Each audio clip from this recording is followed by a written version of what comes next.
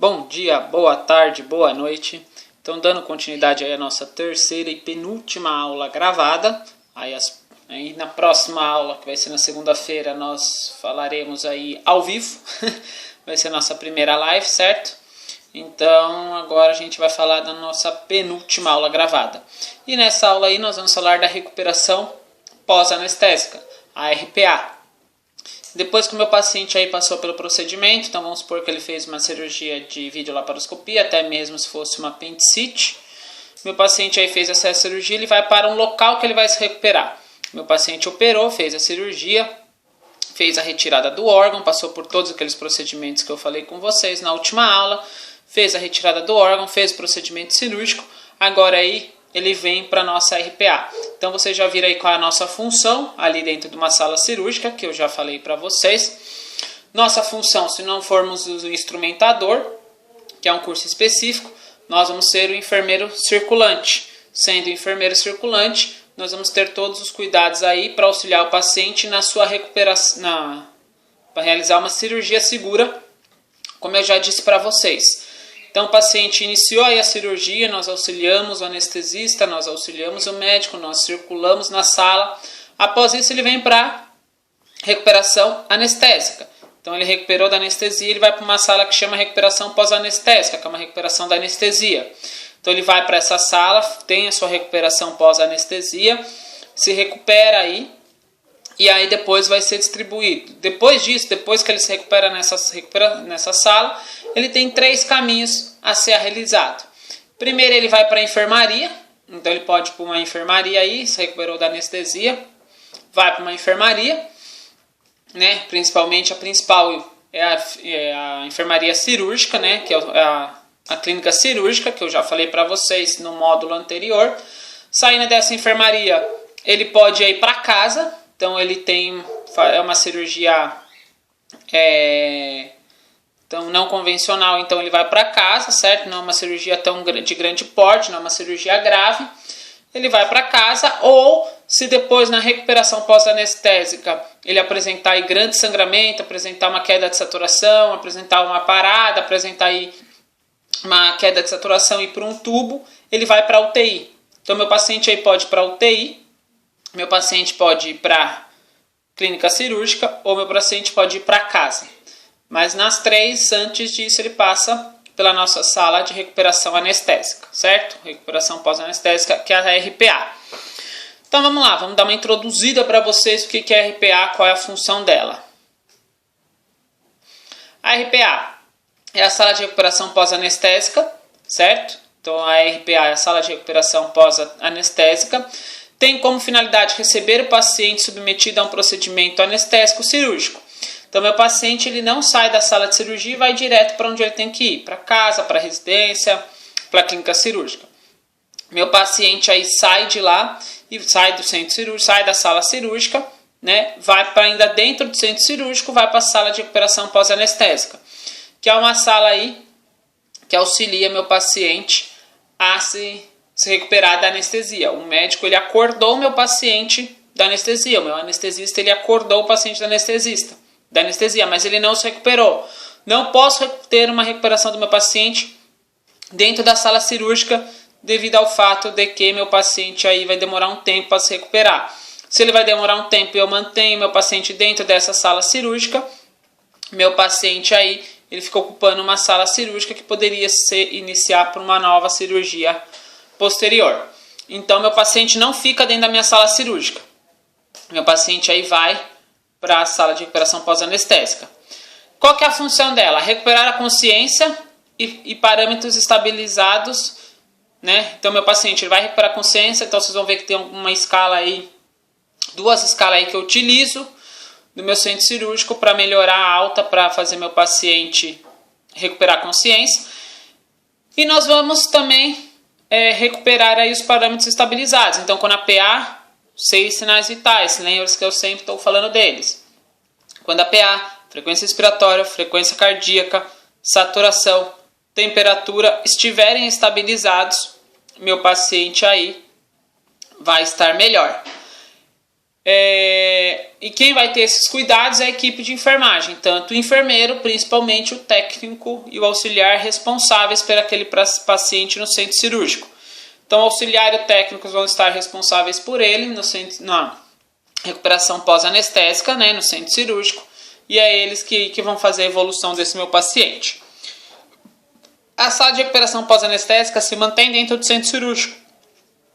Por quê? Porque o cirurgião vai estar ali dentro do centro cirúrgico. Se apresentar uma complicação, meu cirurgião não precisa sair para ir até uma ala. Meu cirurgião ainda se mantém ali. Certo? O que eu tenho como função? Prevenir intercorrência. Então, eu tenho que prevenir as intercorrências. Então, eu tenho que ver se meu paciente está tendo uma queda de saturação. Eu tenho que prevenir essa intercorrência de parada. Se meu paciente está apresentando grande perda de sangue, eu tenho que prevenir aí um choque hipovolêmico, né? Intercorrência é o choque hipovolêmico. Se meu paciente aí está com grande dor, eu tenho que dar medicação para prevenir aí o aumento de temperatura e causar um aumento de pressão e causar uma hipertensão. Então, eu tenho que prevenir as intercorrências. Prestar assistência imediata, então, sempre estar lá junto ao paciente, sempre estar prestando uma assistência imediata. Manter o equilíbrio fisiológico do paciente, então se meu paciente está sangrando ainda um pouco, colocar soro. Se meu paciente está tendo queda de temperatura, colocar uma coberta. Se meu paciente está tendo o aumento de pressão, observar na prescrição, ver se tem remédio para pressão, oferecer esse medicamento. Então eu tenho que manter aí o equilíbrio fisiológico do meu paciente. Aquele local é um local de alta complexidade, então não é mais complexo que uma enfermaria. Por quê? Porque eu vou ter, daqui a pouco vocês vão ver o tempo de cada cuidado. O pessoal tem que ser especializado. Eu não posso pegar um enfermeiro que não tenha noção ou especialização em centro cirúrgico. Por quê? Porque a rotina de um centro cirúrgico é diferente de uma rotina de uma UTI, que é diferente de uma rotina de uma clínica. Então, meu paciente ele tem que saber, meu funcionário, né, meu enfermeiro, meu técnico, meu auxiliar, tem que saber como funciona aí essa rotina. Então, tem que ser um pessoal especializado. Principalmente cirurgia de grande porte. Por que principalmente cirurgia de grande porte? Porque eles podem passar até 24 horas na unidade. É mais difícil? É bem mais complicado. Mas uma cirurgia aí de grande porte dura em média de 8, 9 horas. Então, meu paciente vai ficar em torno aí de umas 10 horas comigo dentro do centro cirúrgico. Então, tem que ter aí uma equipe especializada. Esses pacientes que fazem cirurgia de grande porte raramente vão ali para RPA. Aí já saem da cirurgia e já sobem direto para UTI, porque eles estão sedados, estão entubados. Então, já continua sedado, continua entubado na UTI. Mas o centro cirúrgico funciona 24 horas. A RPA funciona 24 horas. O paciente ali, ele permanece sob monitorização contínua até atingir o equilíbrio homeostático. Então, quando não tiver mais sangramento, quando não tiver mais perda de fluido, quando não tiver mais alteração de sinais vitais. Então, quando meu paciente se equilibrar, quando meu paciente apresentar um equilíbrio físico completo, ele vai continuar ali comigo. Enquanto ele não apresentar esse equilíbrio, ele continua comigo. Uma principal coisa que eu tenho que fazer ali, um principal atendimento que eu tenho que dar para o paciente é o local da incisão cirúrgica. Ele tem que ser observado e avaliado constantemente. Vocês sabem por quê?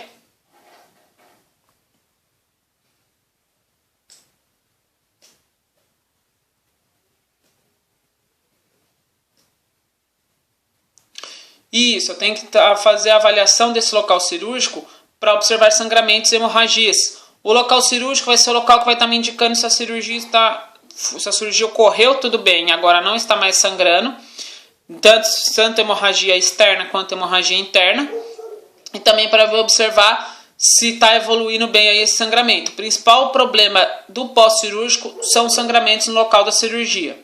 Então ali eu tenho que observar constantemente o local para ver se não está encharcando o curativo, para ver se não está tendo grande perda de sangue, para ver se naquilo lá não está tendo um hematoma e edemaciano, para mim observar aí o constante sangramento. Quando o paciente vem da sala de cirurgia, então meu paciente aí, seu João, acabou de fazer uma cirurgia abdominal, certo? Seu João fez essa cirurgia abdominal, terminou a cirurgia abdominal, saiu da sala cirúrgica e chegou até a gente. O que nós temos que receber de informações e o que tem que também ser passado de informações. Quando eu chego na RPA, eu sou o técnico ali que acabei de sair da sala cirúrgica e vou para a RPA. O que o técnico da RPA, que são vocês, esperam receber de mim? Vocês vão ter que receber de mim de informações. O tipo de cirurgia, então qual cirurgia foi que eu realizei no meu paciente, qual tipo foi, se foi uma cirurgia abdominal, se for uma cirurgia cardíaca, qual é o tipo de cirurgia, qual foi a técnica anestésica, se foi anestesia geral, se só foi anestesia a RAC, né, que só dá anestesia em parte, se foi anestesia intravenosa, se foi a inalatória, qual tipo de anestesia, qual é a posição cirúrgica, vocês lembram disso? Então, em que posição cirúrgica meu paciente ficou, se ficou em decúbito dorsal, em Foley, em semi-Foley, em Trendelenburgo reverso, decúbito lateral. Então, eu preciso saber qual é a posição cirúrgica, qual foi a duração da anestesia, faltou um aí, mas está valendo. Qual foi a duração da anestesia? Então, quanto tempo essa anestesia durou? Se meu paciente, a cirurgia levou 4 horas, meu paciente ficou 4 horas anestesiado. Se a cirurgia demorou 12 horas, meu paciente ficou 12 horas anestesiado. Então, qual é o tempo da anestesia? Quanto tempo o paciente ficou anestesiado? Como meu paciente está vindo, quais são as condições clínicas? Se está em catéter de oxigênio, se está em ar ambiente, se está em máscara, se está entubado, se não está entubado, se foi estubado já direto no centro cirúrgico, se vai para a RPA para ter uma melhora respiratória depois de ser estubado. Então, quais são os tipos de condições clínicas? Se teve uma hipovolemia, uma hipotermia, uma queda de saturação, então quais são as condições clínicas? E as intercorrências, então se meu paciente parou na mesa de cirurgia, se meu paciente apresentou uma hipertensão, uma hipotensão, uma hipotermia, uma hipertermia, meu paciente apresentou um sangramento inesperado, então todas essas intercorrências eu também tenho que informar a minha equipe que está recebendo esse paciente aí. O plano de assistência e cuidados tem que ser adequado ao paciente para evitar complicações. O que é isso? Minha assistência a esse meu paciente, eles têm que ser cuidado e adequado. Eu tenho que ter um cuidado adequado ao meu paciente para que eu evite complicações. Então, eu tenho que observar sangramentos, tenho que observar sinais vitais, tenho que observar sinais flogísticos, então eu tenho que observar todos esses sinais do meu paciente. Nessa imagem aqui, vocês vão ver uma sala de RPA, então as macas são móveis, certo? Então todas as macas são móveis, cada um tem individual, o posto de enfermagem fica aqui nessa área e eu consigo monitorizar e observar o meu paciente aonde ele está ali. Então aqui vocês podem ver que na RPA as salas os leitos são abertos, por quê? Porque meu posto de enfermagem tem que observar todos os leitos, eu tenho que conseguir ver o que está acontecendo com o paciente 1, com o paciente 2, no leito 3, no leito 4, no leito 5. Tem que saber o que está acontecendo com esses 5 pacientes, observar os monitores deles e realizar os sinais vitais desse paciente. Então, por que fica aberto? Se eu estou nesse paciente 1, nesse leito 5, eu tenho que saber o que está acontecendo no leito 1, porque se esse meu paciente desaturar, eu tenho que deixar os sinais vitais do leito 5 e socorrer meu paciente do leito 1.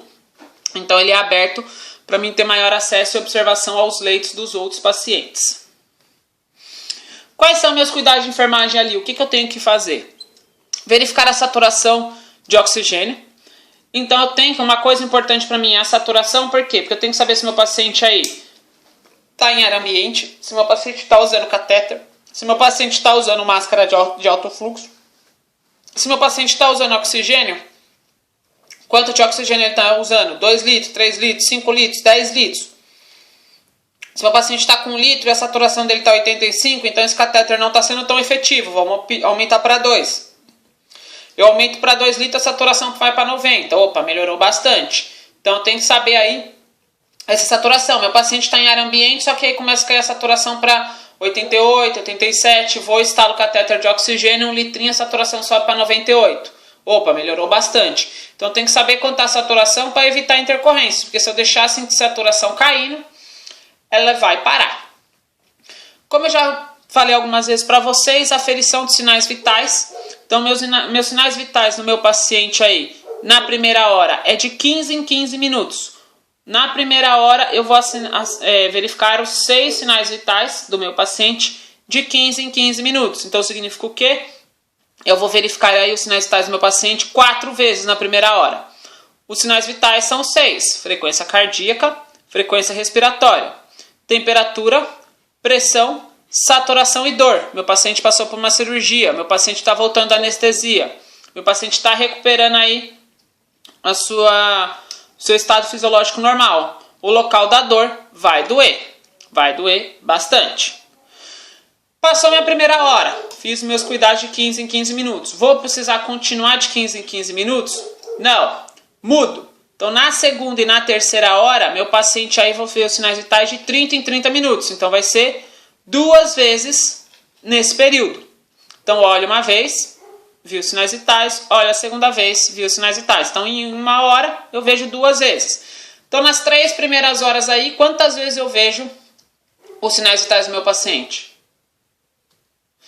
Isso, 8 vezes. 4 vezes na primeira hora, 2 vezes na segunda hora, 2 vezes na terceira hora. Então eu vejo aí os sinais vitais do meu paciente 8 vezes. Depois de 3 horas, se ele continuar ali comigo, eu faço aí os sinais vitais de 1 em 1 hora ou quando tiver necessidade. Vamos supor aí que meu paciente já está na 4ª hora comigo, continuo fazendo sinais vitais de 1 em 1 hora, só que aí meu paciente, eu olho no monitor, tem uma queda de saturação. Então eu vou fazer os sinais vitais para ver se isso é normal, se é esperado ou não. Então tem que aí realizar aí quando for necessário. Qual outro cuidado? Cabeceira lateralizada. Por quê? Meu paciente acabou de vir de uma anestesia. O reflexo de defesa dele não está pronto. O reflexo de defesa do meu paciente não está preparado ainda. Ele ainda está sonolento. Então tem que manter essa cabeceira lateralizada. Por quê? Se meu paciente apresentar náusea e vômito, para evitar broncoaspiração. Para evitar que o meu paciente broncoaspire e o líquido do estômago vá parar no pulmão. Tenho que manter meu paciente aquecido. Por que eu tenho que manter meu paciente aquecido? Para evitar hipotermia. Então eu vou usar... Ele acabou de sair de uma sala em que ele ficou sem roupa, né? Normalmente os pacientes... Normalmente não, 100% dos casos ficam sem roupa. No local que o ar-condicionado estava bem gelado, então ele tem uma queda de temperatura. Então tem que aquecer esse meu paciente para evitar essa hipotermia. Tenho que observar o nível de consciência. Então tem por que isso? Para saber quando meu paciente está acordando, se ainda ele está sonolento, se ainda ele está acordando. Vocês vão ver que esse nível de consciência é feito por essa escala aqui, ó. Meu nível de consciência é feita pela escala de Hansen. Vocês vão ver já já a escala de Hansen. Com isso eu consigo aí observar quanto está a sedação do meu paciente. Se ele está acordado ou se ele está ainda bem sedado. Observar drenos de catéter. Então se meu paciente vai estar com dreno de tórax, se meu paciente está com dreno em abdômen, se meu paciente está com dreno no joelho. Eu tenho que observar esses drenos, ver se ele está drenando, ver se está drenando em grande quantidade, em pequena, em média quantidade, saber qual a coloração do que está drenando, se essa drenagem é esperada ou não.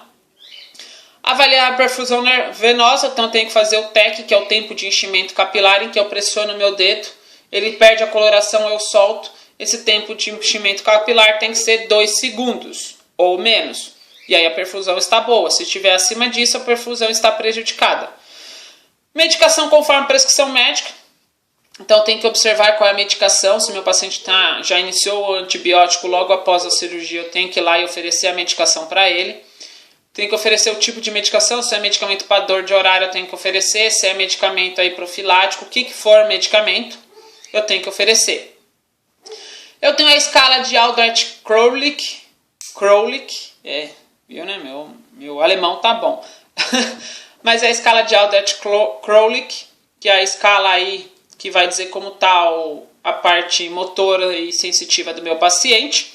Tem a escala de Hansen, que é a parte de consciência, de sedação do meu paciente. Tenho que preencher os impressos, então eu tenho uma folha aí que vai mostrar os sinais vitais, que vai mostrar tudo. Uma folha normal de centro cirúrgico, vocês já viram que eu já mostrei para vocês. Tem aquela que mostra o local onde eu farei a cirurgia, da cirurgia segura, lembra da folha da cirurgia segura. Embaixo tem uma coisa escrito RPA, que é a recuperação pós-anestésica, que aí vai se fazer os sinais vitais e escrever se teve alguma intercorrência. Realizar procedimentos, então se eu tenho que esvaziar uma sonda que meu paciente está, se eu tenho que esvaziar um dreno que está drenando bastante quantidade que é esperado, então eu tenho que realizar todos esses procedimentos. E anotar a intercorrência, como eu disse para vocês, meu paciente está em ar ambiente, a saturação cai para 83. E aí a gente instala um catéter de oxigênio, isso é uma intercorrência, que não era esperado para ele ter que usar o catéter de oxigênio. Então anota essa intercorrência. Meu paciente aí, eu olho nas primeiros 45 minutos, meu paciente começa a ter uma hipotensão, uma hipotermia e uma grande hematoma na área cirúrgica e já tive que trocar o curativo 5 vezes desse local. Então, meu paciente aí está tendo uma hemorragia. Então, é uma intercorrência, eu tenho que informar e chamar aí o médico responsável para realizar o procedimento necessário aí. Certo?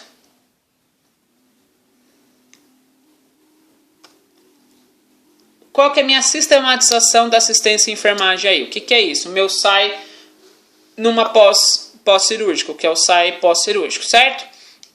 É um processo sistemático de planejamento realizado pelo enfermeiro, mas vocês têm que ter noção do que é isso. São os cuidados de enfermagem, certo? São todos os cuidados que a equipe de enfermagem tem que ter, temperatura, saturação, então sinais vitais. Tudo isso aqui que eu mostrei para vocês, está dentro dessa sistematização da assistência de enfermagem. Então o enfermeiro vai prescrever isso aqui, certo?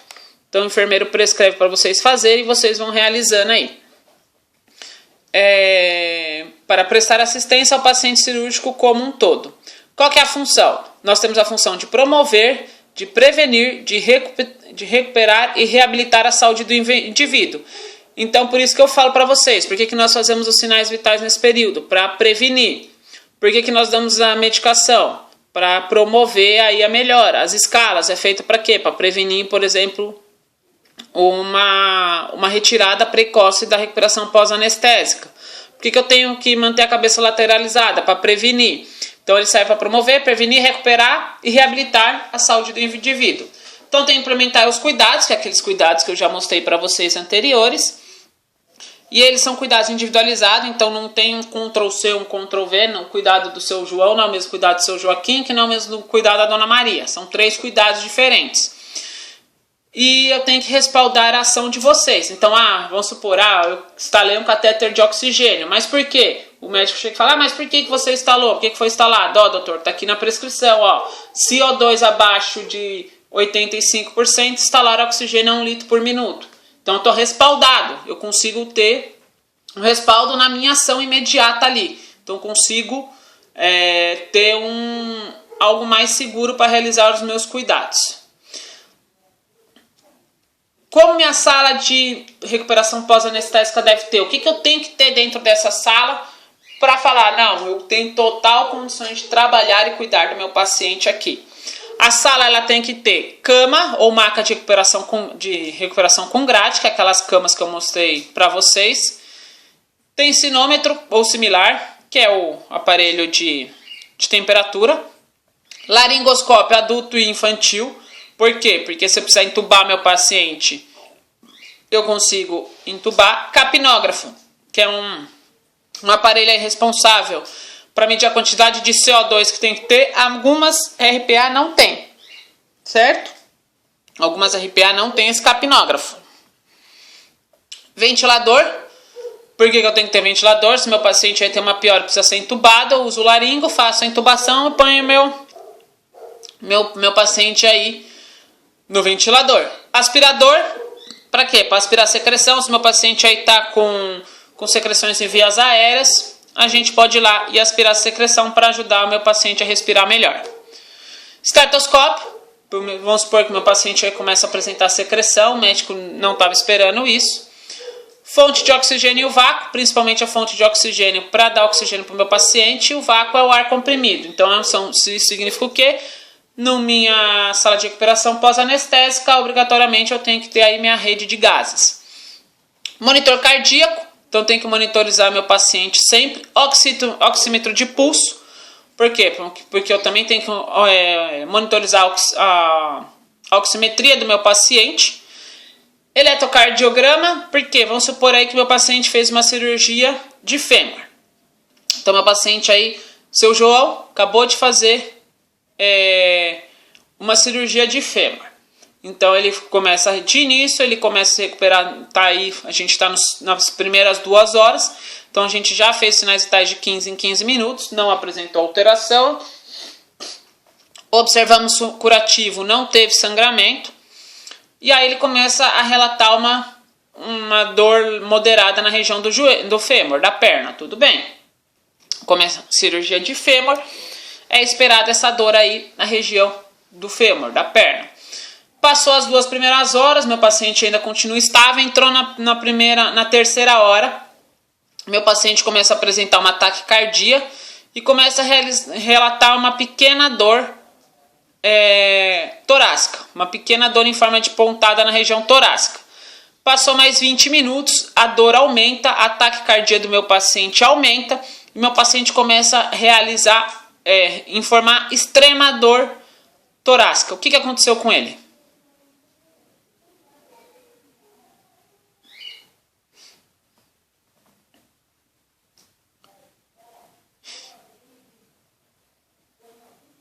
Isso, meu paciente infartou. Mas como eu posso provar que meu paciente infartou? O eletrocardiografo. Então, o eletrocardiograma, o ECG, faz um ECG, informa o médico da dor, faz o ECG e se descobre que meu paciente infartou. Acabou de ter um infarto agudo do miocárdio. Eu tenho que ter a maca hospitalar, para quê? Porque meu paciente, lembra que eu falei para vocês, ele tem 3 destinos.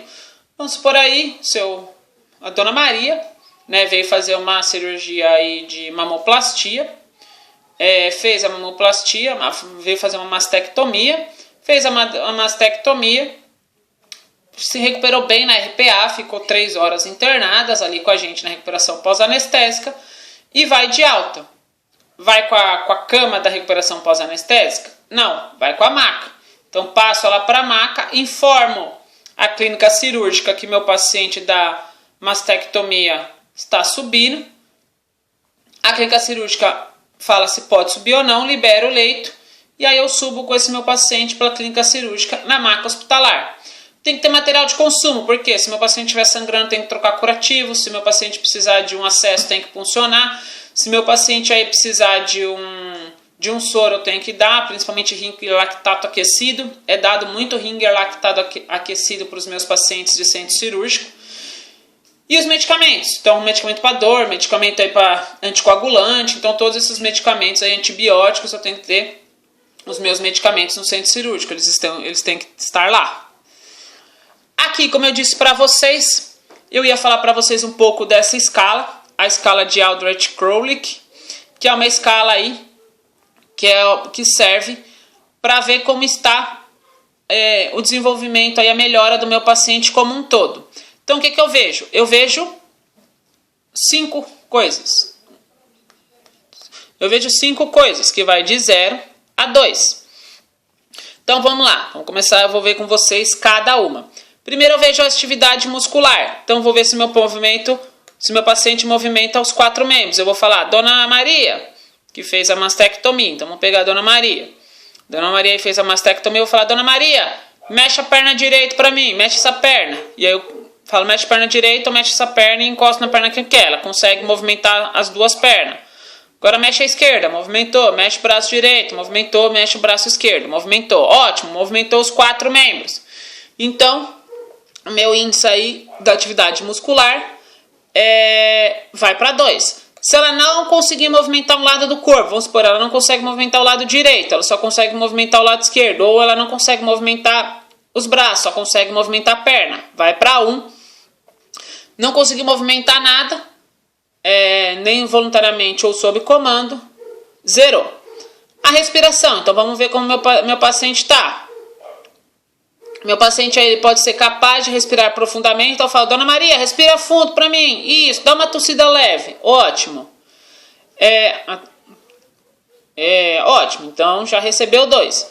Apresentar dispneia ou limitação de respiração, se eu falo, Dona Maria, respira fundo para mim, ela começa a ter aquela respiração acelerada, mas não respira fundo, ou apresenta uma dificuldade respiratória, ela recebe 1. E tem a apneia, vamos supor, Dona Maria, a senhora está me ouvindo? E aí você vê que a saturação está caindo e não tem movimento respiratório, então está em apneia. Então ela recebe nenhum. Circulação, a circulação eu vou ver quanto tá. Então, lembra que eu fiz os sinais vitais antes do meu paciente entrar na anestesia e depois. Então o meu ideal é que minha PA esteja próximo, porque vai abaixar minha pressão vai cair, normalmente depois da cirurgia, devido à perda de sangramento, devido a isso, a pressão cai. Se recupera no pós-anestésico, a pressão sobe muito devido à dor. Então, se eu tiver uma pressão 20% acima ou abaixo do que eu estava antes do ato cirúrgico, ganha 2 pontos. Se eu tiver uma pressão de 20 a 49% antes do ato cirúrgico, certo? Antes do nível anestésico, ganha 1 do pré-anestésico. E se eu tiver 50%, então vamos supor, minha PA estava 8/2 e subiu 8/10 e subiu muito acima disso, 10/8, né? E subiu muito, subiu para 20/16, que é quase dobro, não sei o que. Maior que 50%, não ganha ponto. Certo? Essa é a circulação. Então, minha circulação depende da PA. Vocês estão vendo aqui que eu tenho que usar os sinais vitais. Vou pegar o nível de consciência da Dona Maria. Então, vou falar, Dona Maria, sabe onde está? Sei. Onde você está? Estou aqui no centro cirúrgico do Hospital Chiririca da Serra. Ah, o que a senhora fez? Ah, eu fiz uma mastectomia. Ah, eu fiz uma cirurgia na mama. Não precisa saber que é uma mastectomia, mas fiz uma cirurgia na mama. Ah, então ela está lúcida, ela está orientada, está consciente, então está bem. Vamos supor que ela está sonolenta e só desperta solicitada. Alguém chega lá e cutuca ela, fala, Dona Maria, Dona Maria. Aí ela desperta, fala, oi. Então, ela ainda está consciente, mas está aí sonolenta. Então, ela ganha 1. Vamos supor que chega, faz, Dona Maria nada, faz estímulo doloroso narda. Então, ela não responde. Então, ela está com 0, certo? Saturação. Então, é maior, eu consigo manter, meu paciente aí está em ar ambiente, satura 92%, ele ganha 2 pontos. Então, tirei o ar ambiente, não está com ar ambiente, e aí, não está com oxigênio, está em ar ambiente, e mantém aí essa saturação em 92. Ótimo, Dona Maria está excelente, ganhou 2 pontos. Vamos supor que a Dona Maria aí está utilizando 2 litros de oxigênio por minuto e está mantendo a saturação em 98%. Excelente, ganha 1 ponto. Vamos supor que a Dona Maria está utilizando o máximo de um catéter, que é 3 litros por minuto, e mantendo a saturação em 85%. Está ruim, certo? Então ganha 0. Para vocês entenderem essa tabela, todo paciente que tiver com o número 2, ele está bom. Certo? Meu paciente está quase para ir de alta. Todo paciente que estiver em 1 está se recuperando. Então, meu paciente está dando sinais de recuperação. Porque ele já está apresentando movimento de membro, ele já apresenta aí uma dispneia, mas já consegue ter uma respiração sem aparelho. A PA dele já está se normalizando. Ele está acordando, mas ainda está sonolento. E está mantendo a respiração com oxigênio no intervalo que a gente quer. Paciente que apresenta todos os quadros 0, ele está mal, ele está grave. Por quê? Porque ainda ele está muito sedado e não está respondendo a nada pra gente. Então, se o meu paciente tiver a maioria 2, eu sei que ele está quase no de alta. A maioria 1 está tendo aquela transição da sedação para o despertar e está melhorando. A maioria 0 está ainda bem sedado, está ainda bem ruinzinho. Certo? E aqui é o critério para alta da sala de recuperação pós-anestésica, se eu utilizar essa escala aí. A minha escala de Aldrich-Crook tem que dar maior ou igual a 8. Então vamos lá. Vou pegar a Dona Maria. A Dona Maria aí, vamos supor que ela está com movimento nos 4 membros. Tenho 2, que vai dar 2, 4, 6, 8, 10, certo? Vamos lá. A Dona Maria está com movimento nos 4 membros. Ganhou 2. A Dona Maria está apresentando respiração profunda ou tossir livremente. Ela consegue respirar e tossir livremente. Você pede para a Dona Maria tossir, respirar. Está respirando livremente. Ganhou mais 2, foi para 4. A PA dela também está aqui, está em 20%. Se ela está em nível 20%, ganhou mais 2. 6. Consciência. Está lúcida, sabe onde está, sabe o que está acontecendo. 6. 8. Mas está usando o catéter de oxigênio. Está usando 2 litrinhos aí para manter em 98. Então ganhou 1. Ganhou 9. Dona Maria está pronta para ir de alta? Tá. Por quê? Porque a escala de Aldrich-Crook dela está dando igual ou maior que 8. Tem a escala de Bromett, que eu não vou falar para vocês, que é a escala de movimentos de membros, que é principalmente anestesia RAC, ela tem que estar 2, 1 ou 0, certo? Estabilidade de sinais vitais, eu comparo com os sinais vitais da admissão, do pré-anestésico, vocês já viram. Então eles têm que estar estabilizados, eles têm que estar próximos. O meu paciente tem que estar orientado, eu vou utilizar a escala de coma de Glasgow também, vocês já viram na anterior, quando eu falei da parte neurológica. Eu tenho que fazer a escala de coma de Glasgow, observo quanto está a escala de coma de Glasgow do meu paciente. Tenho que observar a ausência de sangramento ativo, então minha incisão cirúrgica não pode estar sangrando. Minha incisão cirúrgica não pode estar com grande quantidade de sangue. A retenção urinária, meu paciente eu tenho que observar se está com bexigoma, se está sem sonda, ou se está com sonda, se a sonda está dando um débito favorável aí da quantidade urinária. Vômitos e náuseas tem que estar ou sob controle ou em uso de medicamento. A dor igualmente sob controle ou uso de medicamento.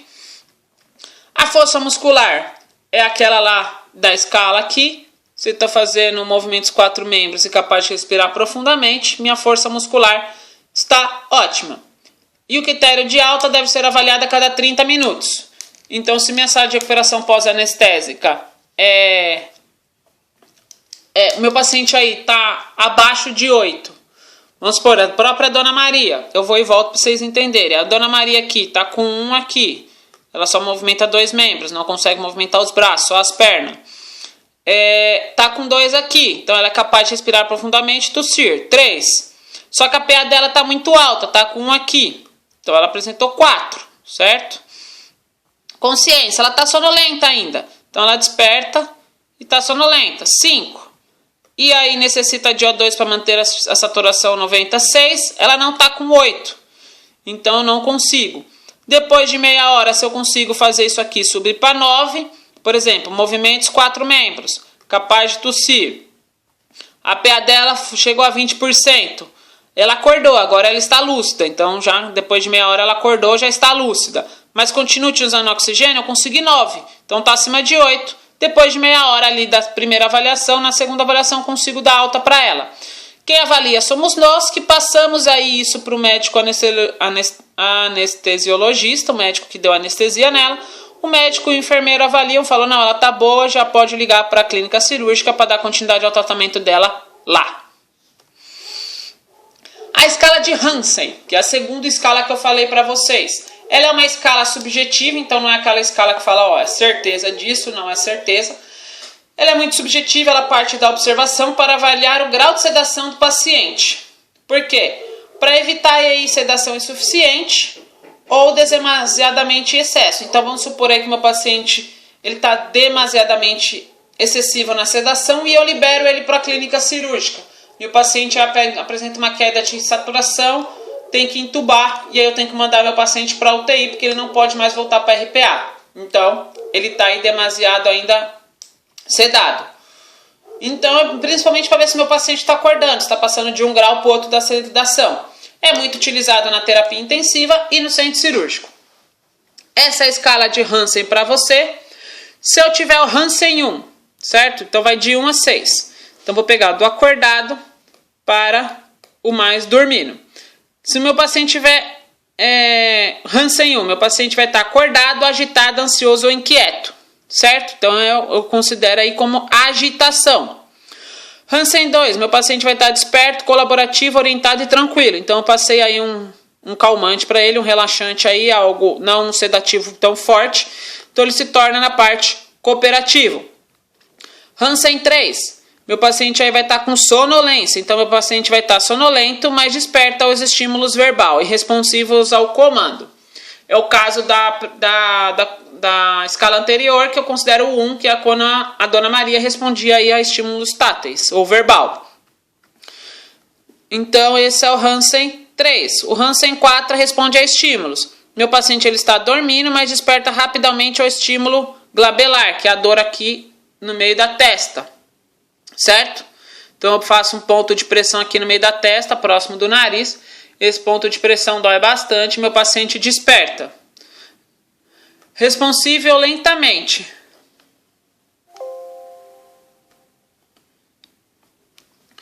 responsivo responde lentamente. Então, meu paciente aí ele está dormindo, mas desperta lentamente ao estímulo álgico. Então, ou glabelar ou do lóbulo da orelha vigoroso. E o Hansen 6 ele não acorda. Meu paciente aí está completamente sedado. Estímulo doloroso, verbal ou tátil não faz meu paciente acordar. Num centro cirúrgico, numa cirurgia, como funciona? O nosso Hansen é ao contrário. Meu paciente entra no centro cirúrgico, faz a cirurgia no Hansen 6. O meu anestesista ele vai dar para mim na RPA o paciente em Hansen 4, que é o que responde a estímulo, e eu vou liberar meu paciente para a clínica cirúrgica no Hansen 2, que meu paciente vai estar despertado, colaborativo, orientado e tranquilo, certo? Então, o ideal para a gente mandar um paciente aí para a clínica cirúrgica é entre Hansen 3, meu paciente pode estar ainda sonolento, mais desperta, mas principalmente em Hansen 2, que é quando meu paciente aí já está acordado, já está cooperativo. Período pós-operatório, vocês lembram dele? Vocês se lembram aí do meu período pós-operatório?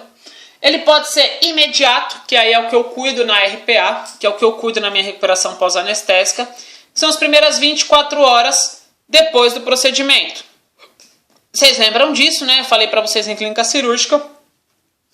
Normalmente na RPA, os 3, 4 primeiros fica com a gente lá. Quer que eu faça a medicação, sinal de 15 em 15, 30 em 30 em uma hora. Após isso, vai para a clínica cirúrgica. POI, que é o pós-operatório imediato, acabei de realizar o procedimento, deu as 24 horas. Pós-operatório imediato, 24 horas até 7 dias. Então, eu tenho 24 horas aí no meu paciente até 7 dias. Vocês lembram que eu faço cuidados com antibiótico, curativo, para evitar sinais flogísticos. Vocês lembram os sinais flogísticos, dor, calor, rubor e edema. Que isso daí pode levar de uma infecção, leva uma inflamação, da inflamação leva o choque séptico. Do choque séptico leva o meu paciente a óbito se não tiver cuidado. Então, eu tenho que aí saber o meu pós-operatório imediato, o que eu tenho que cuidar. E no pós-operatório tardio, meu paciente aí depois de 10 dias de uma cirurgia de joelho, volta com dor no joelho. É um pós-operatório tardio. Não está necessariamente ligado à cirurgia, está ligado a alguma outra coisa que está causando a dor no joelho dele. Meu paciente aí fala que fez uma cirurgia de fêmur e volta com uma dor no joelho. Não está relacionado à cirurgia, mas eu tenho que observar. Certo? Vocês lembram disso, principalmente do pós-operatório tardio e do pós-operatório imediato, nós seguimos aí com esses pacientes na clínica cirúrgica. Cuidados de enfermagem do pós-operatório na RPA. O que eu vou ter que fazer? Meu paciente chegou para mim na RPA. Quais são meus cuidados aí? A avaliação inicial, que inclui registro de sinais vitais. Então, tem que fazer os sinais vitais do meu paciente. Que são pressão, pulso, temperatura e respiração, que é a frequência respiratória. Ainda falta frequência cardíaca aqui, que eu não... tenho pressão arterial, PA. Pulso, que é a frequência cardíaca. Temperatura e a respiração, que é a frequência respiratória. E a saturação. Tenho que observar aí o nível de consciência do meu paciente. Então, tem que ver se meu paciente está consciente, está orientado, está sonolento. Se não está. Se meu paciente tiver com uma PVC, uma pressão venosa central, tenho que fazer isso, certo? Tenho que fazer o posicionamento correto do meu paciente, se ele está lateralizado, se ele não pode, se ele tem que ficar em decúbito dorsal, se ele tem que ficar em posição de Foley. Então, tem que saber qual posição e posicionar ele corretamente. Condições de coloração da pele. Então, se meu paciente aí está com uma pele mais colorada próximo da região da cirurgia, vamos supor aí que meu paciente fez uma cirurgia de fêmur, só que ele começa a apresentar aí uma cianose na extremidade sem queda de saturação. Eu sei que essa descoloração aí é prejudicial para esse membro. Tem que chamar o médico que fez a cirurgia. Segurança do paciente. Então tem que evitar queda, tem que evitar principalmente queda, tem que evitar perda de acesso. Então tem que manter aí a segurança do paciente. Tem que ver os pulsos, as sensações nas extremidades, o tempo de enchimento capilar. Condições de curativo e das suturas. Então tem que observar como está esse curativo, tem que observar como está essa sutura, se ele emaciou, se estourou um ponto, se causou uma deiscência, vocês lembram das deiscências cirúrgica.